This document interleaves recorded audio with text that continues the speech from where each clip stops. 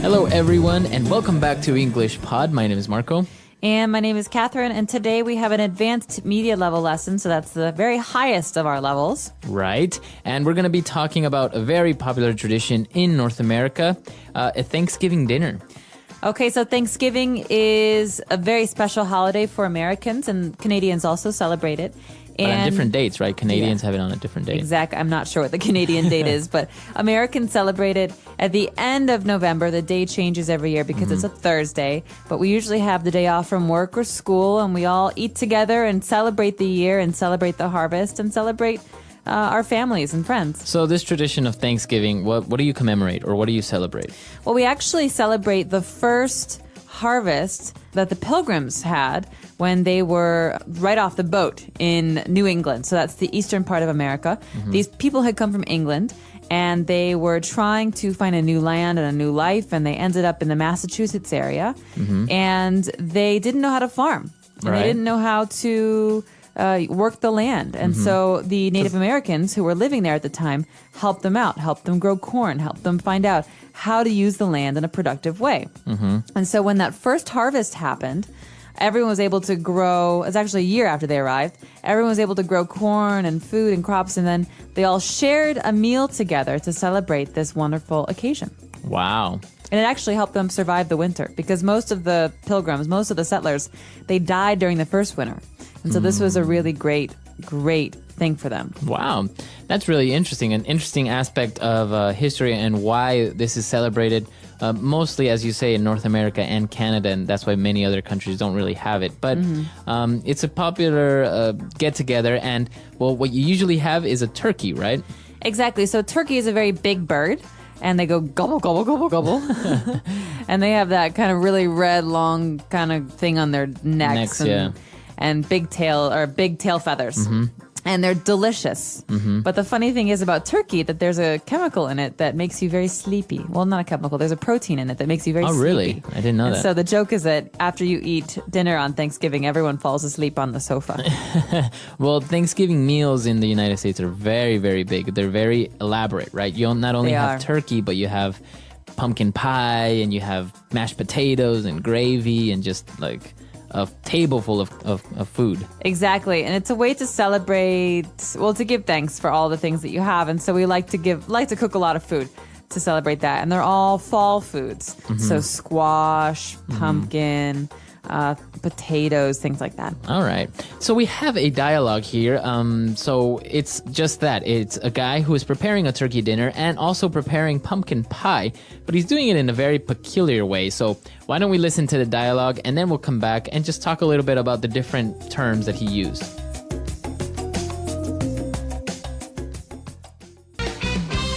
Hello, everyone, and welcome back to our show. Today, we are going to learn how to cook the perfect Thanksgiving turkey. I will share a secret that I have kept for over 30 years on how to cook the perfect, most mouth-watering, juiciest turkey in the world. Let's get started. First of all, we must bring out our key ingredient, whiskey. You see, the grains used to make whiskey along with the alcohol brings out the flavor of the turkey meat. Let's pour 1 cup of whiskey on the turkey and serve yourself a cup as well. Cheers. That's good 12-year whiskey right there. Okay, back to our turkey. Preheat your oven to 475 degrees Fahrenheit. Now have another cup of whiskey. Now that the oven is hot, we place our bird on a rack inside a roasting pan. Let's add some whiskey to give it some extra flavor. And let's have another cup. That hit the spot. There we go. We can leave it in there for the next 45 minutes. In the meantime, let's have another sip of whiskey and start with our delicious pumpkin pie. Lightly whisk together 2 eggs and the extra yolk in a large bowl. Once that's ready, we can put sugar, spices such as cloves, grated nutmeg, and cinnamon with some cream and dark rum into a saucepan. Slowly bring up to simmering point, stirring occasionally. Now you may notice that we are using some dark rum in this pie. This is because the richness of the pumpkin is beautifully enhanced by the dark rum. So to celebrate this great occasion, pour yourself a glass. Cheers!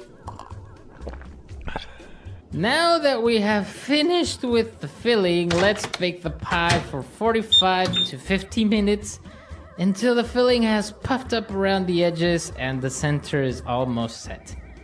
All done. A cup of rum to celebrate the completion of this great Thanksgiving dinner. After waiting for an hour and having a couple of drinks, it's time to check on our turkey. Take the turkey out of the oven. Pick the turkey off of the ground. Don't worry, it will add flavor to this recipe. Now also remove the pie from the oven and serve while still hot. Cheers and happy Thanksgiving!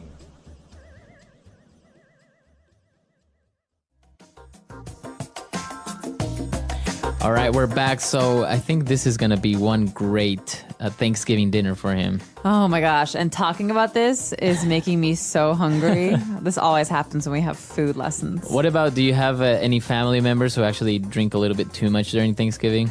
Yes, and I won't say who. All right. So as he was preparing the Thanksgiving dinner, he mentioned a couple of things. For example, a mouth-watering turkey. Mouth-watering. So this is a way to say appetizing. You know when you see something delicious on TV and yeah, your mouth starts to water. You're salivating. That means that your brain is telling you that you want to eat it. Right. And so your mouth starts to water. So we say that something that's very appetizing, something that looks like it will taste very, very good, it's mouth-watering. Mouth-watering. All right, so he was preparing a mouth-watering turkey. Mm-hmm. So moving on, he mentioned that he had a key ingredient for his turkey, and it was whiskey. Not only whiskey, but 12-year whiskey. Okay, so the thing about whiskeys is that oftentimes on the label of a bottle, they'll advertise how old the whiskey is because you pay more for older whiskeys. They have a better taste in many cases. Well, I guess it depends. But in this case, it's a 12-year whiskey. That means that it was stored in a cask for 12 years to let it age. Mm-hmm. And then they sell it after 12 years. And so that's the special ingredient. That's the special ingredient, 12-year whiskey. And well, he not only put it on the turkey, but also he had a couple of drinks himself. And in one of those, he mentioned that hit the spot. That hit the spot. What spot? The spot. Okay, so this is a really common phrase in English that we use to say that something is very satisfying. Mm-hmm. So that hit the spot. And not only for drinks, right? No, you could use it for food or anything, really. So in this case, I could say, oh, I was so hungry. That sandwich really hit the spot. Okay. I really needed to eat right now, and that sandwich was perfect. That was perfect. Mm-hmm. All right. So that hit the spot. Now, when he referred to the turkey, in one occasion he said, we place our bird on a rack. All right, so what's a bird and what's the rack? Okay, so this is really interesting. We talk about the turkey oftentimes when we're making commercials or talking about recipes as the bird. So you want to take out the bird and you want to open the packaging. So the bird is the turkey. A turkey is a kind of bird. You can say this about chicken as well because it's another kind of bird, but this is a kind of a colloquial term in cooking for whatever bird you're cooking. Right. Okay. And when you're placing it on a rack, what's a rack? Okay. So in our ovens, an oven is it's a kitchen appliance that you have that heats up food. But it's not like a microwave. It's much stronger. And so inside there are metal bars. We don't have, they're like shelves, but they're open. And so these metal bars are called a rack. Okay. So you put the turkey in the oven on the rack. Right. You can't put it on the base of the oven because then it would burn up. Exactly. And you don't have a shelf because that would be a problem. All right. And well, moving on the instructions when he was preparing the pumpkin pie, he told us to lightly whisk together 2 eggs. So we have a verb here, to whisk. To whisk. So that's not only a verb, but a noun as well, right? All right. It's an instrument. Exactly. And this is a verb we often use with eggs. So to whisk eggs. You can also whisk like sauce for a salad, so like a salad dressing. But it's a way that we stir something. And so oftentimes we have an instrument called a whisk that's not like a fork. It actually looks kind of funny. It's got bars on it. Like wire that kind of make a circle.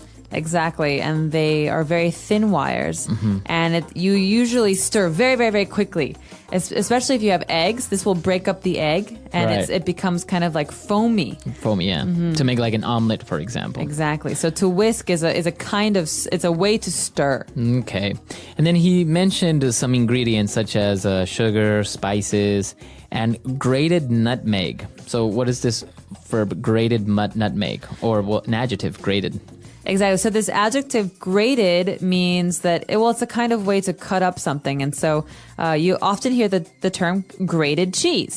That means not a big chunk of cheese, but we push it against a board to get little pieces of it to fall off. And that's called grated cheese.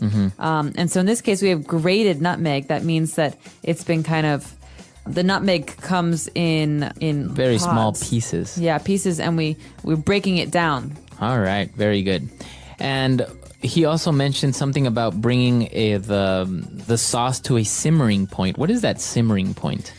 Okay, simmering point is a time when you're cooking where the liquid goes from being calm to being very agitated and moving. But it's not boiling, right? No, boiling means you have big bubbles. Right. Like boiling water.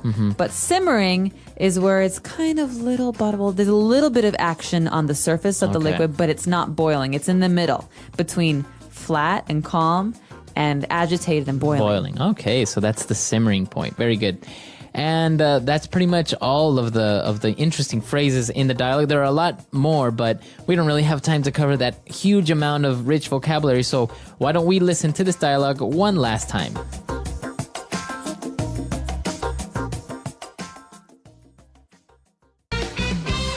Hello, everyone, and welcome back to our show. Today, we are going to learn how to cook the perfect Thanksgiving turkey. I will share a secret that I have kept for over 30 years on how to cook the perfect, most mouth-watering, juiciest turkey in the world. Let's get started. First of all, we must bring out our key ingredient, whiskey. You see, the grains used to make whiskey along with the alcohol brings out the flavor of the turkey meat. Let's pour 1 cup of whiskey on the turkey and serve yourself a cup as well. Cheers. That's good 12-year whiskey right there. Okay, back to our turkey. Preheat your oven to 475 degrees Fahrenheit. Now have another cup of whiskey.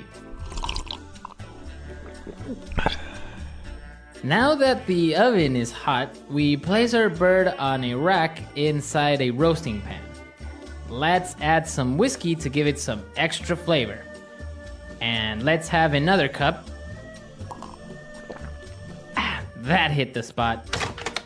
There we go. We can leave it in there for the next 45 minutes. In the meantime, let's have another sip of whiskey and start with our delicious pumpkin pie. Lightly whisk together 2 eggs and the extra yolk in a large bowl. Once that's ready, we can put sugar, spices such as cloves, grated nutmeg, and cinnamon with some cream and dark rum into a saucepan. Slowly bring up to simmering point, stirring occasionally. Now you may notice that we are using some dark rum in this pie. This is because the richness of the pumpkin is beautifully enhanced by the dark rum. So to celebrate this great occasion, pour yourself a glass. Cheers! Now that we have finished with the filling, let's bake the pie for 45 to 50 minutes until the filling has puffed up around the edges and the center is almost set. All done. A cup of rum to celebrate the completion of this great Thanksgiving dinner. After waiting for an hour and having a couple of drinks, it's time to check on our turkey. Take the turkey out of the oven. Pick the turkey off of the ground. Don't worry, it will add flavor to this recipe. Now also remove the pie from the oven and serve while still hot. Cheers and happy Thanksgiving!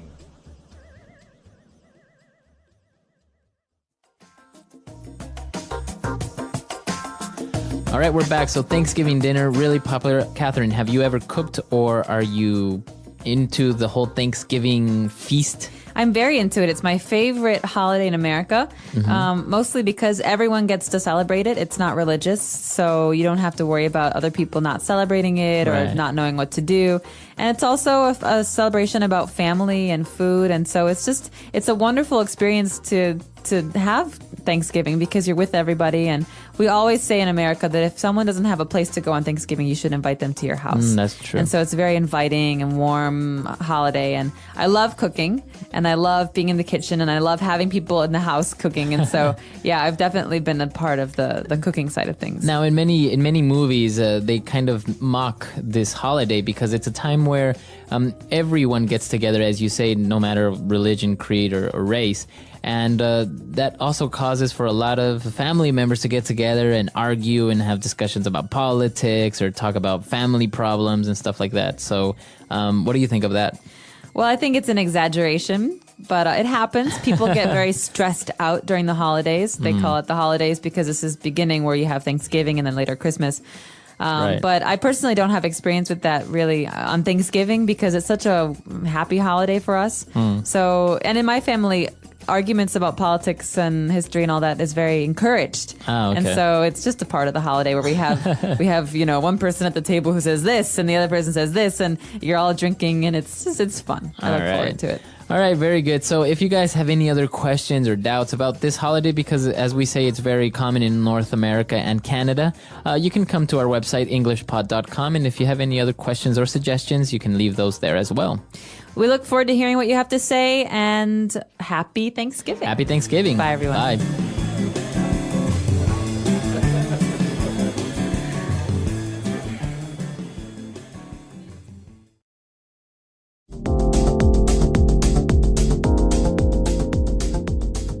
Hello, everyone, and welcome to English Pod. My name is Marco. My name is Catherine. Today we've got an intermediate level lesson for you. If you're interested in buying furniture for your house, you should like this lesson. Exactly. We are going to talk about a ton of different furniture items that you can get to decorate your house to make it all nice. So we're going to talk about a lot of vocabulary today. Pay attention while you're listening to some of the pieces of furniture that we talk about. We'll be back in a moment to talk more about them.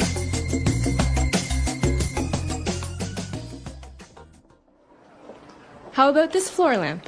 Fine, just get it. We have been shopping for furniture for 5 hours. I'm so tired. We still need to find an armoire and a dresser. Fine. I'm going to go home and drop off this nightstand, coffee table, and love seat while you look for the rest of the things. Great. Pick me up in about an hour, because I think I'll also get a beanbag and a dining set. While you're at it, can you pick up a nice recliner? I really want one so I can watch TV. Recliner? In my beautifully decorated living room? I don't think so. All right, we're back. So now what we're going to do is, since we have so much vocab, we're going to take a look at this language in two parts. So now let's go to language takeaway part 1. Language takeaway. Okay, so everyone's heard of a lamp, a light. This is something that you use to read in the dark, for example, to see in the dark. But in this case, we have a floor lamp. Floor lamp. So this is a lamp you put on the floor. Yes, exactly. So usually this lamp would be a lot taller. It'll maybe be like a meter taller, 1.5 meters maybe. Okay, so for example, in your living room next to your sofa, you might have a very tall floor lamp. This allows you to get more light in the room. Right. So sometimes, the center light in your living room is not enough. You want maybe more light in the corners. You get a little floor lamp. Okay, so that's the first item. Now that we go to the bedroom, we are getting an armoire.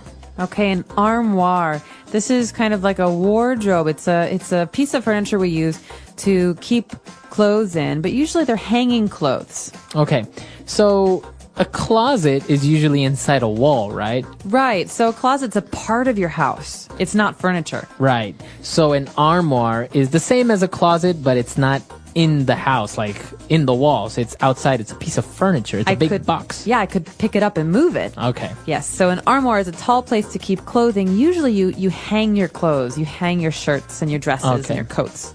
And moving on, we have a dresser. Now, this seems pretty straightforward. To get dressed, you have a dresser. Yeah, it makes a lot of sense, but there is a big difference here between an armoire and a dresser. A dresser is usually drawers. So you keep your sweaters, your shirts, your socks, your underwear in a dresser. Okay. So an armoire, as you said, usually you hang your shirts or your pants. It's for hanging stuff only. A dresser is you have different drawers where you can put your socks, your boxer shorts, and any other things that you keep. Exactly. Okay. Very good. So two very handy words, and that's what makes the difference between a closet. So many people say, oh, well, it's just a closet. Well, a closet's different. No, a closet is actually part of your house. It's a part of the wall. Maybe it has a door. There's a big difference there. Okay.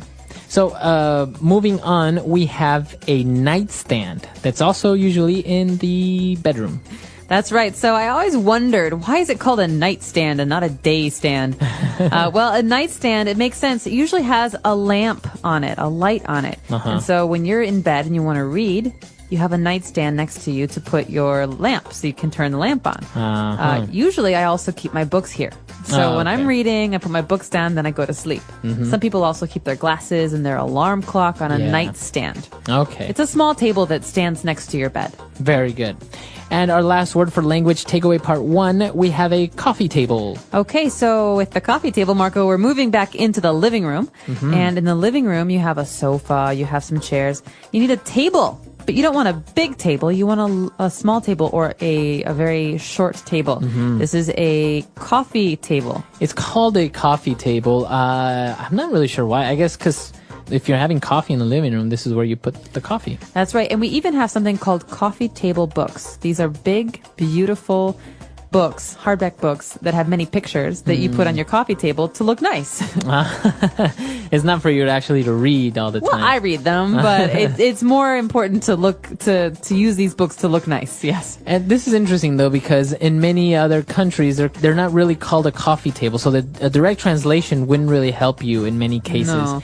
Like I think in Chinese it's called a tea table, not a coffee table. Yeah, that makes sense. Right? Yeah. Or I know in Spanish it's just called a center table. Okay. So this is basically the low table you have in your living room next to your sofa.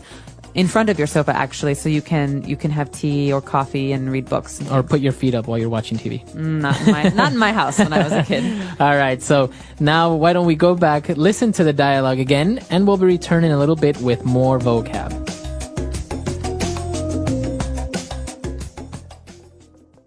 How about this floor lamp? Fine, just get it. We have been shopping for furniture for 5 hours. I'm so tired.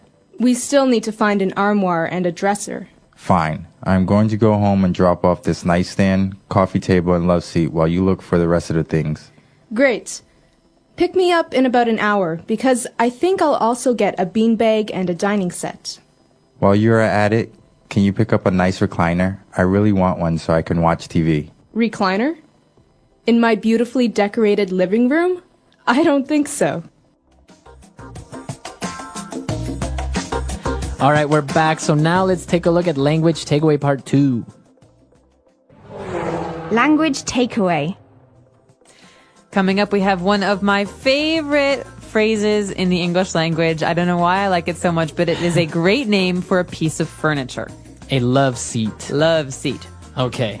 So it sounds very romantic. It does. Seat. Well, think about a sofa. A sofa can be very large. You can have 4 or 5 people on a sofa. Right. But a love seat is a small sofa for 2 people. Okay. So that's what makes the difference, right? It's a sofa, but only 2 people can sit on this. That's right. So if it's a big sofa, it's not a love seat.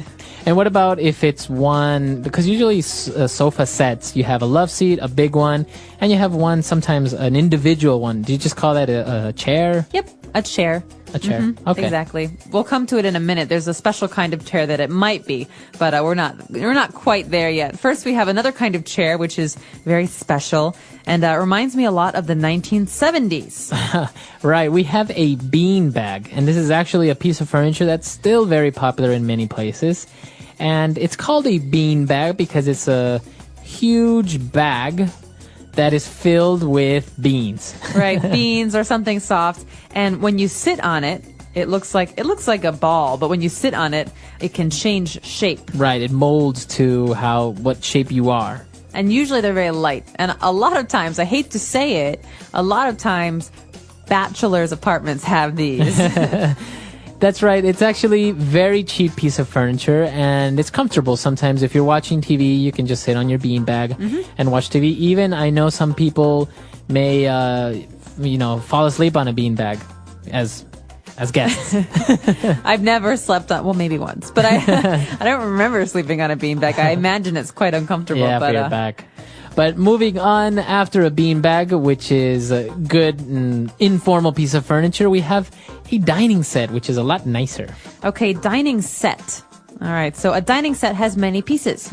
You have a dining room table. Right. And you have chairs. So a set is basically a collection of a table and chairs together. Sometimes I think it will also include some type of piece of furniture that's next to the dining table where you can keep your plates and you can keep your teacups and all that. What's that called? That's called a buffet. And that's basically, it's like a dresser for your dining room. Right, exactly. It's got like drawers and stuff for your plates, your cups, like you said. And it's next to the dining room table. But the dining room set or the dining set is for the dining room. It's the table where you eat dinner. Okay, very good. And now moving on to that special chair that I am a big fan of. It's very comfortable to sit on, and it's called a recliner. Recliner. So we have a word here, recline. It means to lie back, to put your head back, to get comfortable. So a recliner is a chair that you can change the shape of to make you lie down flat. So, when you sit down, you're sitting. But what if you want to lie down in a chair? This chair lets you do that. And it also, from the bottom part where your feet are, a little thing pops up so you can rest your feet on top of this little extension of the chair. Okay, so it has a built-in footrest. Footrest, exactly. So it's very comfortable. It's very popular. If you ever watch the series Friends, oh yeah, they have the recliners. It's very comfortable to watch sports. For example, you have your beer. Joey has his recliner. Right. And remember when Joey and Chandler lived together? They have the two recliners in front of the TV. Those chairs are recliners, and they're very, very popular. Actually, I think in the United States, they're very commonly known by the brand Lazy Boy. That's right. There's a brand. It's not a kind of furniture, but it's the name of the brand. It's Lazy Boy, and they're very, very famous. You're right, Marco, for their reclining chairs. Exactly. So, Lazy Boys, you may hear it, but the real word for it is called a recliner. So, a lot of interesting pieces of furniture there. I think our house is going to look amazing. So, why don't we go back and listen to the dialogue one last time?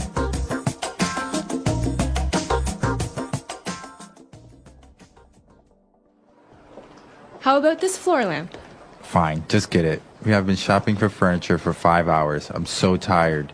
We still need to find an armoire and a dresser. Fine. I'm going to go home and drop off this nightstand, coffee table, and love seat while you look for the rest of the things. Great. Pick me up in about an hour, because I think I'll also get a beanbag and a dining set.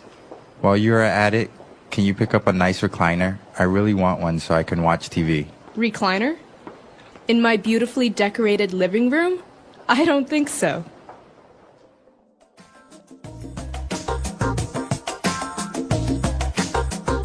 All right, we're back. So, talking about furniture, it's very interesting. How do you take it home? What do you do? And in this case, they were transporting it themselves. And the guy said, I'm going to go home and drop off this nightstand, coffee table, and love seat. So, to drop off. Okay, this is a great verb, to drop off. It's a verbal phrase, so the preposition there is off, not on. Right. So I could say, for example, Marco, I'm just going to drop off my bag at home and then I'll meet you guys for dinner. That means I'm going to go to my house and put down my bag and then I'll leave. So to drop off is basically to go somewhere so you can put something in that place. But it doesn't mean that you're going to go to that place and stay there. Right. So if I say I'm going to drop off the kids at school, that means I'm going to take the kids and leave them at school and then go away. It doesn't mean you're going to school yourself. Right, exactly. So can you drop off the laundry at the dry cleaners, please? Very good. So I'm going to take the laundry to the dry cleaners, leave it there, and then go somewhere else. So what happens at 3 o'clock when the kids are still at school? That's right. Now we use the opposite verbal phrase, and that is to pick up. Okay, drop off, pick up. So you go pick up the kids, you go pick up the laundry. So this isn't just about picking something up from a table or the ground. You can actually use your car to pick something up. Right. You go and retrieve it. So I'm going to the post office to pick up my package. Very good. So phrases that you're going to have to use if you're talking about furniture, if you're talking about buying something. And while we're on the topic, I know that one of the most popular places to buy furniture is IKEA. Are you a big fan of IKEA? I like IKEA, and I love what they've done for people who don't want to spend too much money on furniture. Furniture is expensive. Furniture is very expensive. You can spend $5,000 on a sofa. Yeah. And so IKEA is a wonderful brand and I think a wonderful company because it makes good-looking furniture affordable. And it's because you put it together yourself, right? That's right. A lot of things you have to assemble or put together by yourself. So you buy it in a box and then you make it. And it's a little bit frustrating sometimes. But for people like me, and I'm sure people like you, it's part of the fun is putting stuff together. Yeah, because you kind of feel like you kind of built it, but you really didn't. So it kind of gives you that false sense of accomplishment. It's like I'm in the 19th century and I can make my own furniture. So it's very popular. I've actually, and apart from having great furniture, I understand that they have amazing meatballs. They do. Well, I'm Swedish. I never get to eat Swedish meatballs, and here in China, they do have some of the better meatballs around. So I would recommend if you haven't tried them, try them. They're pretty good. Yeah, go to IKEA. Go to IKEA, have some dinner. Furniture. Furniture is an important part of every home, office, and public space. It includes items like chairs, tables, beds, sofas, and cabinets that make a place comfortable and functional. Furniture is not just for sitting or sleeping, it also helps people store things, decorate their space, and make life easier. Furniture comes in different materials, styles, and sizes, depending on its purpose and where it is used. Types of furniture. There are many types of furniture, and each has a special use. Some furniture is designed for comfort, while others are for storage or decoration. Living room furniture. The living room is the heart of the home, where family and friends gather to relax, talk, and enjoy entertainment. The furniture in a living room should be both comfortable and functional. A sofa is usually the main piece, providing seating for multiple people. Some sofas come with extra features like reclining seats or built-in storage. Chairs and recliners add more seating and comfort. A coffee table is often placed in front of the sofa for holding drinks, books, or decorations. Many living rooms also have TV stands, shelves, and cabinets for storage. Well-arranged living room furniture makes the space inviting and cozy. Bedroom furniture. The bedroom is a personal space for rest and relaxation, so its furniture should be comfortable and practical. The most important piece of bedroom furniture is the bed, which comes in different sizes like single, double, queen, and king. A good mattress is essential for a restful sleep. Wardrobes and closets help store clothes and accessories, while dressers and nightstands provide additional storage for small items. Some bedrooms also have desks and chairs, making them a good place to study or work. Choosing the right bedroom furniture creates a peaceful and organized environment. Dining room furniture. The dining room is where people gather to eat meals together. A dining table is the centerpiece of the room and comes in different shapes and sizes. Some tables are extendable, allowing more people to sit when needed. Dining chairs should be comfortable for sitting while eating. Some dining rooms also have buffets and sideboards, which provide extra storage for dishes, tableware, and serving utensils. A well-furnished dining room makes meals more enjoyable and encourages family gatherings. Office furniture. Office furniture is designed to create a comfortable and productive workspace. A desk is the most important piece, providing a surface for writing, using a computer, or working on projects. Office chairs should be supportive and adjustable to prevent back pain. Filing cabinets and bookshelves help keep documents and office supplies organized. Some offices also include conference tables and guest chairs for meetings. Choosing the right office furniture improves efficiency and comfort while working. Outdoor furniture. Outdoor furniture is used in gardens, patios, balconies, and other open spaces. It is designed to withstand different weather conditions. Patio chairs and tables provide a place to sit and enjoy fresh air. Benches are great for gardens, offering a comfortable place to relax.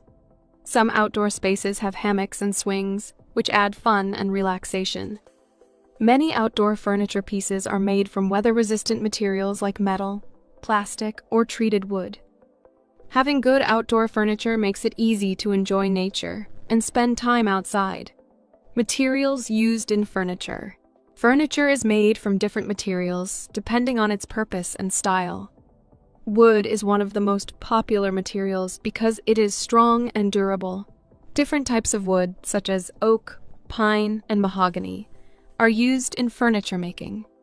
Metal furniture is sturdy and long-lasting, often used for office and outdoor furniture. Plastic furniture is lightweight, affordable, and easy to clean.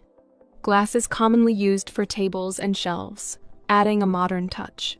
Fabric and leather are used in sofas and chairs to provide comfort. The choice of material affects the durability, appearance, and maintenance of the furniture. Choosing the right furniture. Selecting the right furniture is important for comfort, functionality, and style. Size is a key factor. Furniture should fit well in the available space.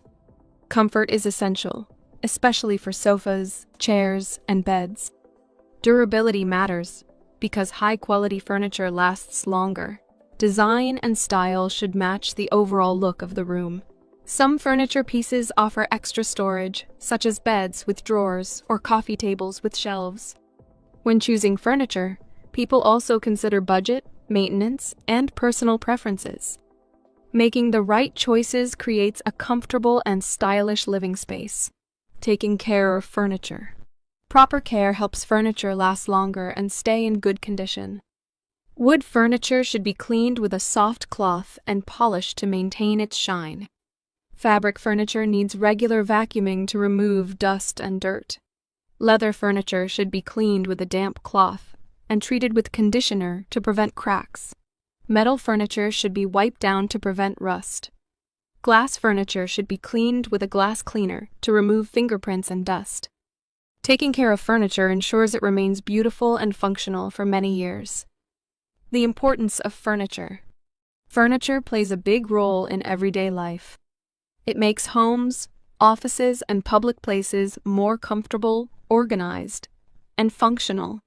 Without furniture, people would not have a proper place to sit, sleep, work, or eat. Well-designed furniture improves the quality of life and adds beauty to a space. Whether it is a simple wooden chair or a luxurious sofa, furniture is an essential part of human life. The English Pod Audio Review. Listen to the meaning, then say the vocabulary word. A tall lamp with a base that stands on the floor. Floor lamp. A large wardrobe or cabinet. Armoire. A set of shelves usually used for holding clothes. Dresser. A small table or stand placed at a bedside. Nightstand. Small sofa that seats two people. Love seat. An armchair that can be reclined. Recliner. During the time you are there. While you are at it. Let's try that faster. A large wardrobe or cabinet. Armoire. An armchair that can be reclined. Recliner. During the time you are there. While you are at it. Small sofa that seats 2 people. Love seat. A set of shelves usually used for holding clothes. Dresser. A tall lamp with a base that stands on the floor. Floor lamp. A small table or stand placed at a bedside. Nightstand. Now say the word and hear it in a sentence. Armoire.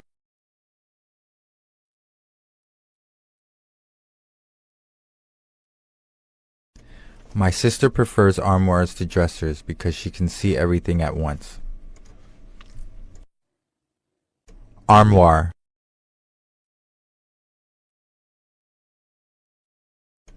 My room doesn't have a closet, so I use an armoire instead. Armoire.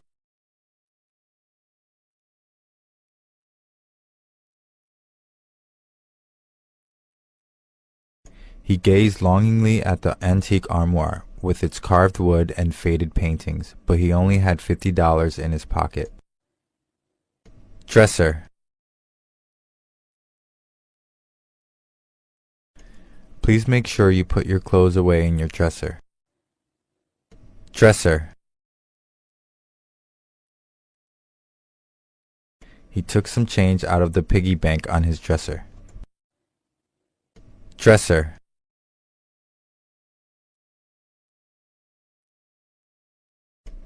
I opened up the dresser door and hid my diary underneath the clothes. Love seat. My parents have a wooden love seat on their front porch. Love seat. Love seats are much cozier than couches. Love seat. I curled up next to my husband on the love seat. While you are at it. While you're at it, can you take the clothes out of the dryer? While you are at it.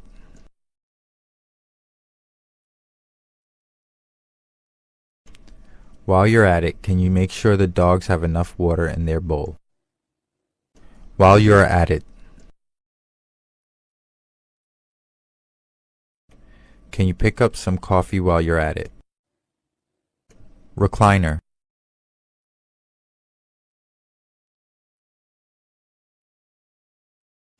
After a hard day's work, my father would always sink into his leather recliner and watch the news.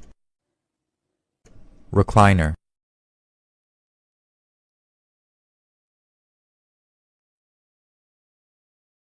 A recliner is a special chair designed so that you can sit upright or recline back with your feet up.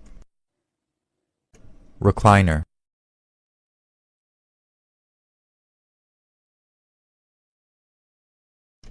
It wasn't until a few hours later that I discovered the chair I was sitting on was a recliner.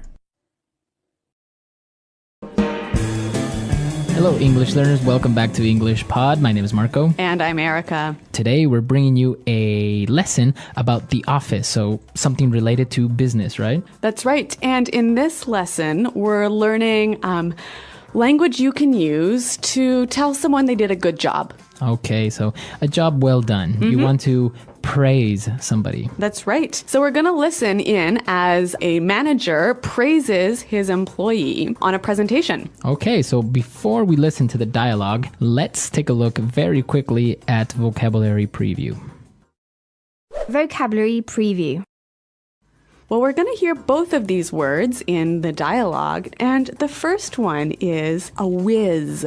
Whiz. To be a whiz. Okay, so it's an adjective. Somebody is a whiz. That's right. And whiz comes from the word wizard. Okay, so kind of like a witch, but a guy witch. Yeah, man witch. But so a whiz is someone who is really good at something. Okay, so I can say David is a computer whiz. Or Anthony is a math whiz. Okay, so he's really good at computers, or he's really good at math, or he knows a lot about math. Exactly. Okay, and our second word. Well, we're going to hear about slides. Slides. PowerPoint slides. PowerPoint slides. Okay, so everyone knows PowerPoint, right? A computer program. A computer program that you use to make presentations. And a slide is one page in that presentation. Okay, so if you have 10 pages in your PowerPoint presentation, you basically have 10 slides. Exactly. Very good. So now let's listen to the dialogue for the first time, and we're going to see what's happening in this business meeting. And so that concludes my outline for our marketing strategy next year. Thank you very much for your time. Hey, that was quite the presentation. Honestly, I was completely blown away by your strategy outline. I've got to say, Alex, you really wowed me today. Come on. It was nothing.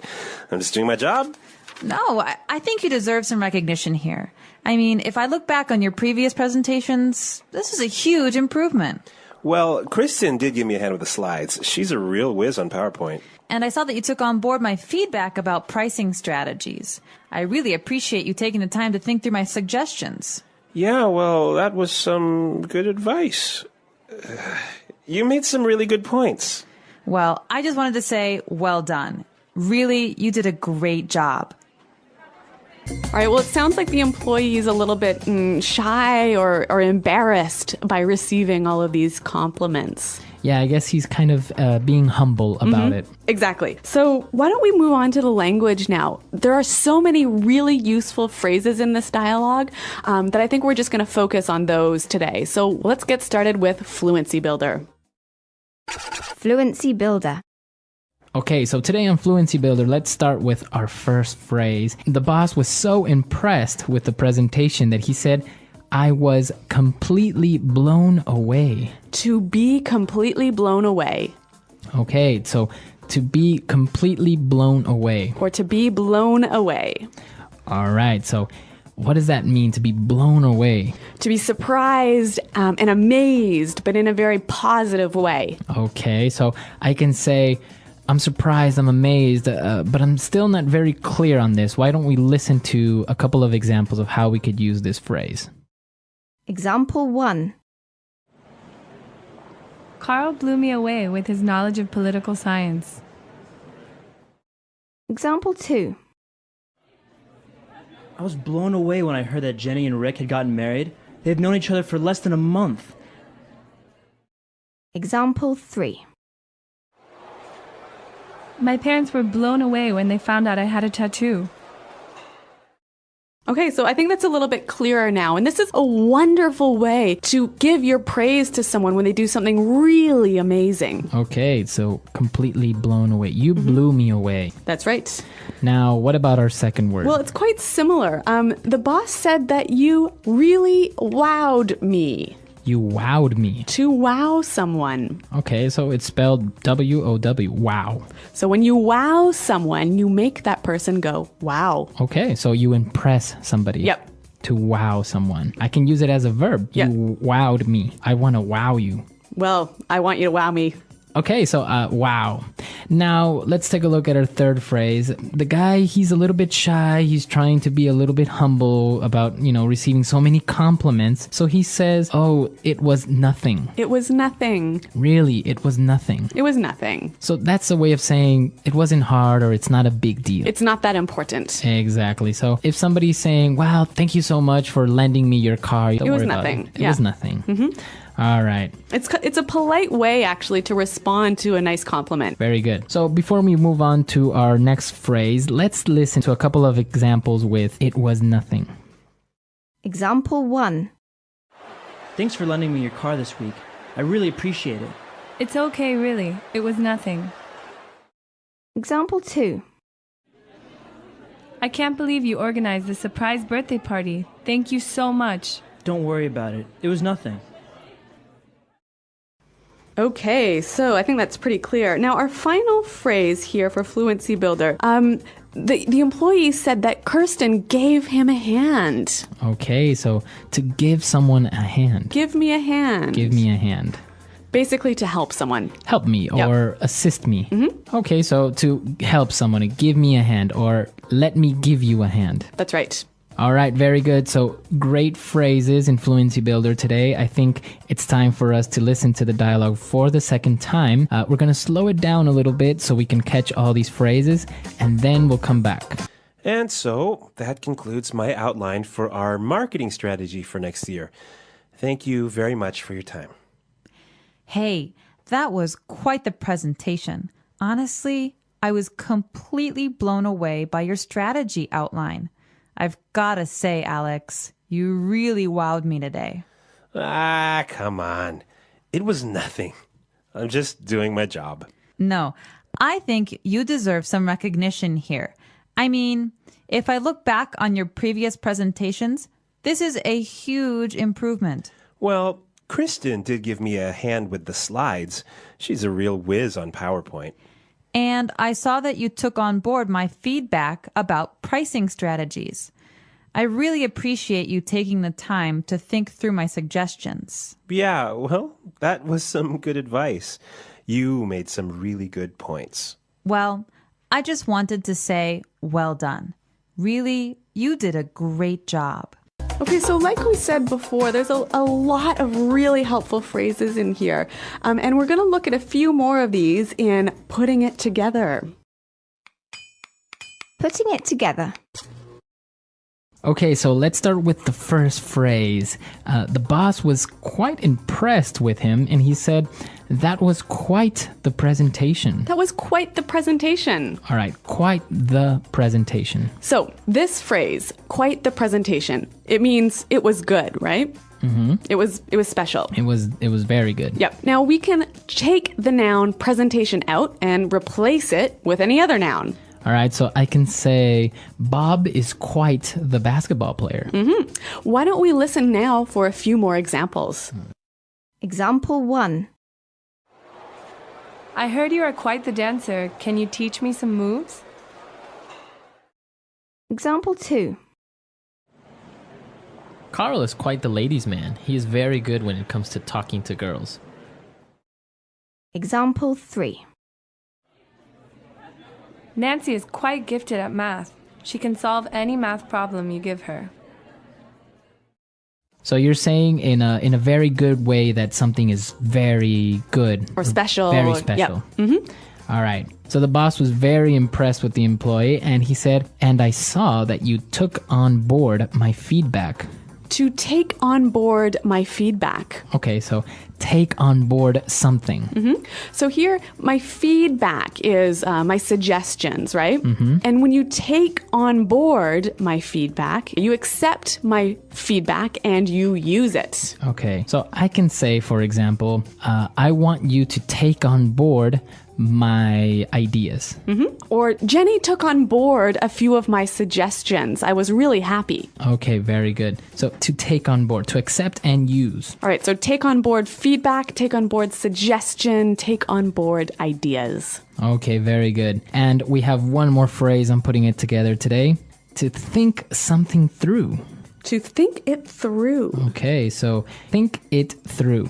So here, the boss said that he took the time to think through my suggestions. Mm-hmm. So think through, what does that mean? To think carefully about all of the details of something. Okay, so to take into consideration all the aspects. Right. So why don't we give an example? Mm-hmm. If you're thinking through a plan, right, you don't just think about the end, the outcome. Okay. You want to think about all of the small details, the steps in that plan. Okay. So maybe I want to buy a new car, but it's a lot of money, so I really have to think it through. So you have to think carefully about everything that is involved in buying the new car. All the money you're going to have to not spend on parties and... Exactly. You have to think it through. You have to analyze it very carefully. That's right. So let's give a few examples of how we can use this phrase. Hey, Marco, have you thought through my suggestions? I can say you guys are very young. I think you should think it through before you get married. Good advice. Okay, so to think it through. Okay, so 3 great phrases, and why don't we hear them one more time in our dialogue? And so that concludes my outline for our marketing strategy next year. Thank you very much for your time. Hey, that was quite the presentation. Honestly, I was completely blown away by your strategy outline. I've got to say, Alex, you really wowed me today. Come on. It was nothing. I'm just doing my job. No, I think you deserve some recognition here. I mean, if I look back on your previous presentations, this is a huge improvement. Well, Kristen did give me a hand with the slides. She's a real whiz on PowerPoint. And I saw that you took on board my feedback about pricing strategies. I really appreciate you taking the time to think through my suggestions. Yeah, well, that was some good advice. You made some really good points. Well, I just wanted to say, well done. Really, you did a great job. Okay, great dialogue and some interesting phrases for giving praise, right? That's, I think, very important in the workplace. Yeah, and you know what? I read recently that something like 6 out of every 10 employees don't get regular praise from their boss. Yeah, it's very important. And in some cultures, well, it's not very common to praise or to give positive feedback to their employees. Yeah, but I think for Western employees, actually, it's really important, and it helps them work harder. The more times they hear "job well done." Yeah, very good. So now you have the tools that maybe you can use with your employees or with your friends. Yep. Okay, so if you have any questions, comments, or doubts, please come to our website, englishpod.com. Yep, Marco and I are always around to help you out. So until next time, thanks for listening and goodbye. Bye.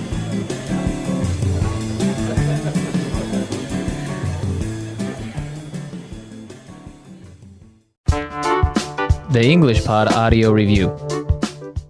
Listen to the meaning, then say the vocabulary word. Used to say it was good. Quite the. Praise given to someone for doing a good job. Give credit. The action of saying a person did a good job. Praise. Speech, demo, a meeting where you present something. Presentation. Make someone confident, help them do better. Encourage.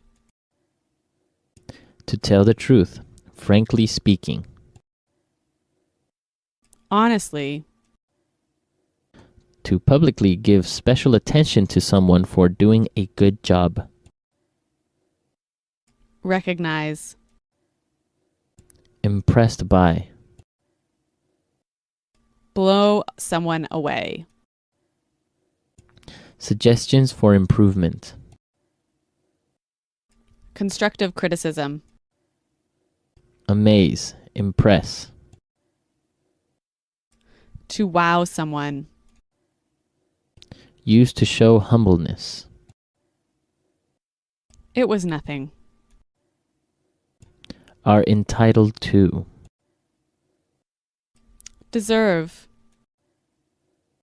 Praises, credit. Recognition. Recall the past. Look back on. Advance, progress. Improvement. Help someone. Give someone a hand. A genius. Whiz. Adopt. Take on board. Other people's opinions. Feedback. To carefully consider and think about it.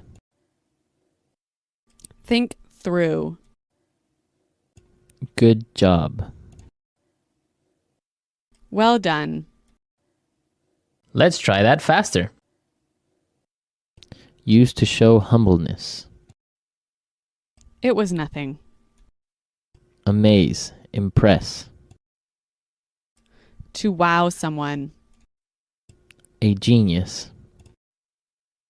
Whiz. Make someone confident. Help them do better.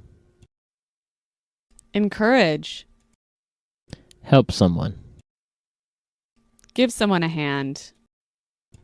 Are entitled to. Deserve. Advance, progress. Improvement. Recall the past. Look back on. Adopt. Take on board. Praises, credit. Recognition. Other people's opinions. Feedback. Good job. Well done. To tell the truth, frankly speaking. Honestly. Used to say it was good. Quite the. To carefully consider and think about it. Think through. Suggestions for improvement. Constructive criticism. The action of saying a person did a good job. Praise. Impressed by. Blow someone away. To publicly give special attention to someone for doing a good job. Recognize. Praise given to someone for doing a good job. Give credit. Speech, demo, a meeting where you present something. Presentation. Now say the word and hear it in a sentence. Quite the. I heard you are quite the dancer. Can you teach me some moves? Quite the.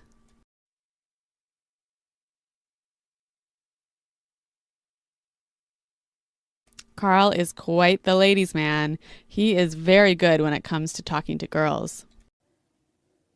Quite the. That's quite the car. You must have spent a lot of money on it. Blow someone away. Carl blew me away with his knowledge of political science. Blow someone away.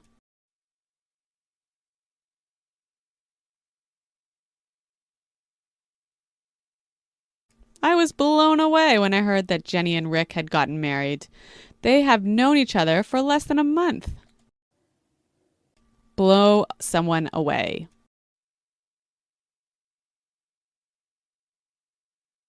My parents were blown away when they found out I had a tattoo. Look back on.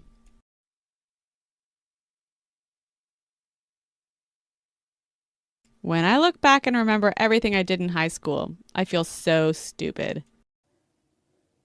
Look back on.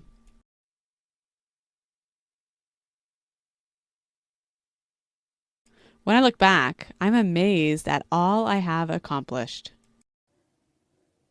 Look back on.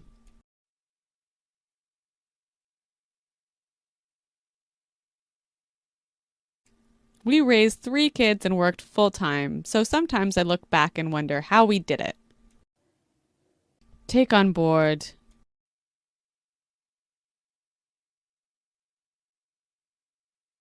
Banks really need to take on board the views of their customers to understand them better.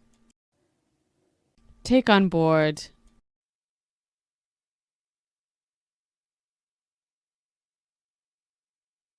It seems that young people are finally taking on board the message that it's not cool to smoke. Take on board.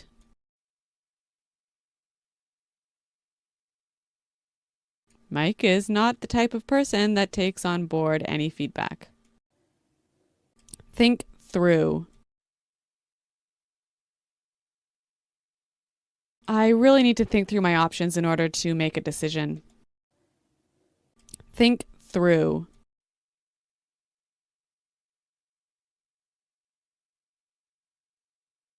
We can't afford a mistake, so think things through and make sure you have everything ready.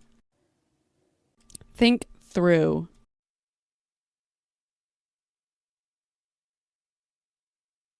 You should think through all these questions before you start writing your report.